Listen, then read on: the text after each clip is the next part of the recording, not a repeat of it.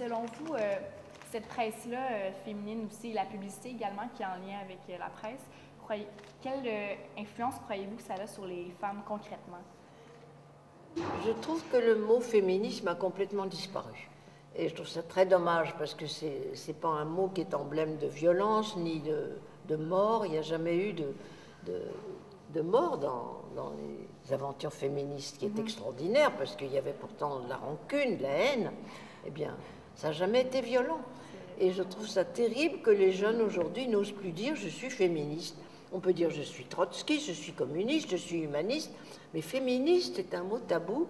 Et je vois des journalistes qui me disent vous êtes encore féministe, comme si j'avais une maladie un peu honteuse que je n'avais pas réussi à guérir.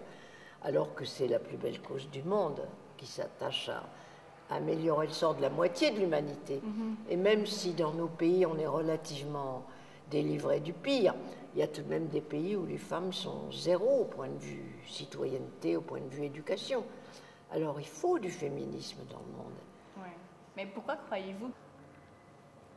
Est-ce que vous croyez que les jeunes femmes aujourd'hui sont bien conscientes des luttes que votre génération a fait avant elles? Eh bien, pas du tout. J'ai eu que des filles, moi. On m'a dit c'est le féminisme, vous empêchez de naître des garçons. J'ai eu 3 filles, 3 petites filles, et je viens d'avoir une arrière-petite-fille.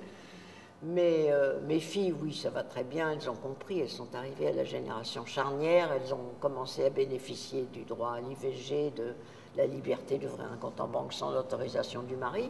Alors que moi, je suis née avec 0 droit, même pas le droit de vote. J'étais professeur de latin à 25 ans, j'avais toujours pas le droit de vote. Mais le mot féminisme n'existait pas. Où aller, où pousser une porte pour être plusieurs à se battre pour quelque chose. Donc, on a mis très longtemps à se libérer. Les filles d'aujourd'hui croient que c'est le Moyen-Âge. Quand je parle à mes petites filles, elles me disent « Mais alors, vous n'aviez pas la pilule? Comment vous faisiez ?» Ils disaient ben, « On faisait des avortements clandestins, ce qui était à la fois dangereux, coûteux, humiliant et troublant. » Oui. Oui. Eh bien, elles ne le savent pas. Pour elles, c'est un trou noir, le passé. Croyez-vous que